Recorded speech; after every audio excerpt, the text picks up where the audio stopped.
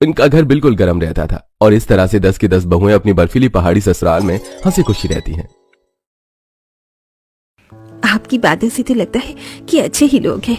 सही कहा, वो वकील साहब भी यही बोल रहे थे, बड़े अच्छे लोग हैं। हमारी लाडली ज्योति वहाँ बहुत खुश रहेगी, बिल्कुल समुद्र की रानी बनाकर रखेंगे वो उसे। माँ बाबा लीजिए चाय। क्या बात है, आप दोनों मुझे ऐसे क्यों देख रहे हो? कुछ नहीं, बस तेरे बाबा तेरे लिए रिश्ता बता रहे थे। हाँ दीदी, बाबा के साथ ना मैं भी वकील साहब के घर ही था जब ये सब बात हुई थी। पता है, आपके लिए समुद्र में से रिश्ता आया है। सुना है आपके लिए रिश्ता भेजने वाले समुद्र के पास रहते हैं। अरे वाह, समुद्र के पास, ठंडी ठंडी हवा। ऐसे में सनसेट में तो हमेशा से ये नजारा देखना चाहती थी मैं। माँ बाबा, तो आपने उन्हें क्या जवाब दिया? क्या जवाब देते, हमें तो लड़का पसंद आ गया है। अब तो बस हम अपनी गुड़िया रानी को विदा करने की तैयारी करेंगे।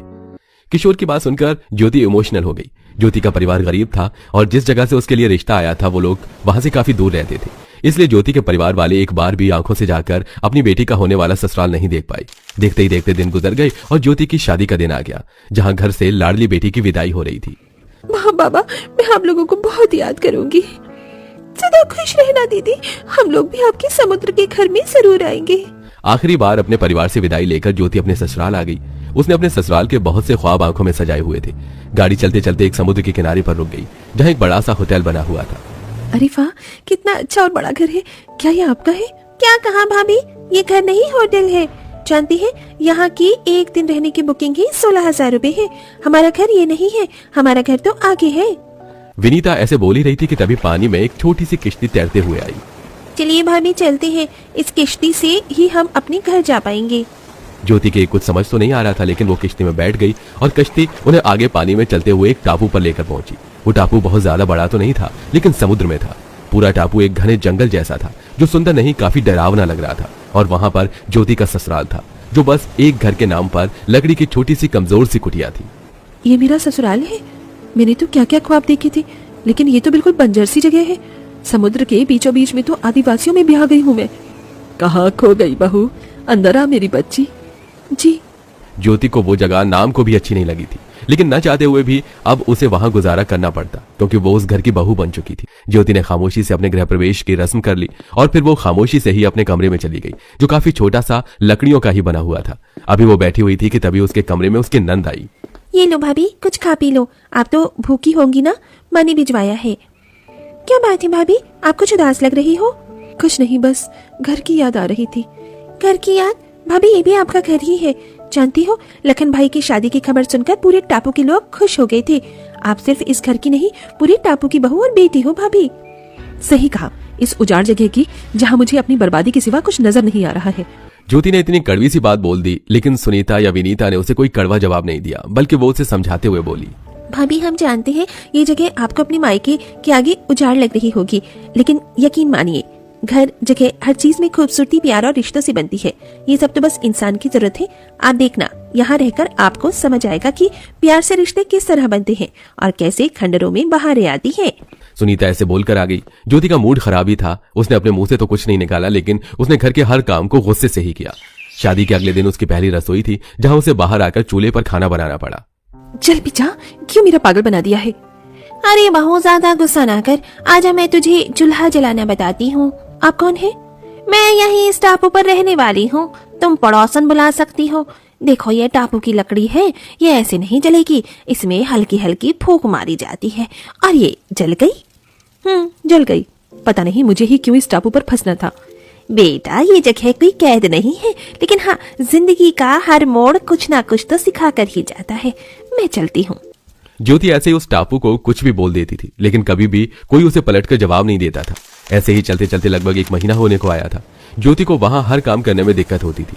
जैसे वो बर्तन धोती तो उसके बर्तन पानी में बह जाते, कपड़े धोती तो मछलियों का डर लगा रहता, और साथ ही जब वो कपड़े सुखाती तो टापू के बंदर उसे परेशान करते थे। छोड़ दे बंदर, मेरी नई साड़ी है। अरे अरे बहू, ले जाने दे इस बदमाश को। यहाँ के बंदरों से पंगा मत लेना बहू, बहुत खराब है। तू अंदर आ। हाँ, ऐसी ही जगह ससुराल मिलने को था मुझे, जहाँ इंसान और जानवर में फर्क ही नहीं है। कर ले, तू गुस्सा कर ले, वैसे भी तेरा गुस्सा जायज है, लेकिन बहू हम सभी तुझसे बहुत प्यार करते हैं। ऐसे यहाँ के जंगली जानवरों से पंखे मत लिया कर, मुझे डर लगता है। एक साड़ी के लिए तू बंदर से लड़ रही थी, अगर वो तुझे कुछ कर देता तो मैं खुद को कभी माफ ही नहीं कर पाती। ज्योति के इतना कड़वा बोलने पर भी उसकी सास को उसी की चिंता थी। ये बात ज्योति को आज महसूस हुई। अब उसे महसूस हो रहा था कि वो गलत कर रही थी और आगे से उसने फिर कभी ऐसे न करने की कसम खाई। उसने सभी से माफी मांगने का भी एक प्लान बनाया। आज शाम तो मैं सभी की पसंद का खाना बनाऊंगी और सभी से माफी भी मांगूंगी। ज्योति ने जैसा बोला था वैसा ही किया। उसने सभी को उनकी पसंद का खाना बना कर दिया। भाई क्या बात है, आज तो खाना कुछ अलग अलग सा लग रहा है। जी बाबा, आज मैंने सभी की मनपसंद चीजें बनाई है। वो मुझे आप सबसे कुछ कहना था। माँ, बाबा और बाकी सब माना कि मैंने पहले रूखा बर्ताव किया, लेकिन अब मैं समझ गई हूँ जगह वो अच्छी नहीं होती जहाँ घर अच्छा हो। जगह वो अच्छी होती है जहाँ लोग अच्छे हों, जहाँ दिल लग जाए। उस जगह का नाम घर है, फिर चाहे वो आसमान की चादर और जमीन का बिस्तर ही क्यों ना हो। क्या बात है बहू रानी, लगता है दिल लगना शुरू हो गया है। चलो अच्छी बात है। मैं जानती थी कि मेरी बहू एक दिन हमारे प्यार को भी समझ ही जाएगी। बहू अब तो ज्यादा मत सोच, आजा सभी के साथ बैठकर खाना खा ले।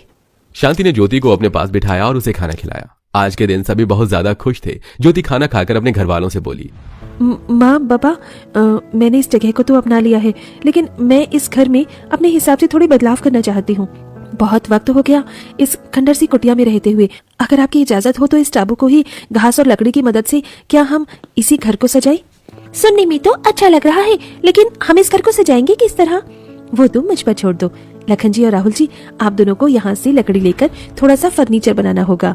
ज्योति ने सभी को उनका काम समझा दिया। सभी उसकी बात सुनकर उत्सुक हो उठे और अगले ही दिन से उन्होंने काम शुरू कर दिया। ज्योति ने सभी को गाइड किया और उन्होंने लकड़ी से अपनी कुटिया को और मजबूत किया, जिस पर ज्योति ने घास लगाई। लखन और राहुल ने भी लकड़ी से फर्नीचर बनाया, जिसको ज्योति ने घास से ही सजाया। और लगभग 4 दिनों के अंदर उनका घास का घर, घास का फर्नीचर और छोटा सा घर के बाहर घास का यॉट तैयार हो गया, जो बहुत ज्यादा सुंदर लग रहा था। अरे वाह, अति उत्तम। बहू दोनों तो इस बंजर टापू को जिंदगी देती है। शुक्रिया। अगर तू बुरा ना माने तो क्या हम भी अपने घरों को ऐसे ही सजा लें? अरे ये भी कोई पूछने की बात है। आप भी अपने घरों को सजाइए, फिर सिर्फ हमारा ही नहीं, ये टापू भी रंगीन हो जाएगा। शांति की बात सुनकर वो औरत भी खुश हो गई और टापू पर जितने भी घर थे उन सभी को उनमें रहने वालों ने ऐसे ही घास से सजा दिया। वो टापू देखने से इतने ज्यादा सुंदर लग रहा था जैसे कि वो किसी परी की दुनिया हो। और टापू में बदलाव आते ही वो मशहूर भी हो गया। अब लोग जहाजों से उसे देखने के लिए आते थे और साथ ही उससे भी ये फायदा हुआ कि जो भी लोग टापू पर रहते थे उन्हें रोजगार मिल गया। और एक रोज ज्योति के घर वाले उससे मिलने आए। आइए समधन जी। हाय हाय, नजर न लगे मेरी बच्ची के घर को। ये तो उससे भी अच्छी जगह है जो हमने सोची थी। ज्योति बेटा, तेरा ससुराल तो समुद्र में खास का ससुराल है।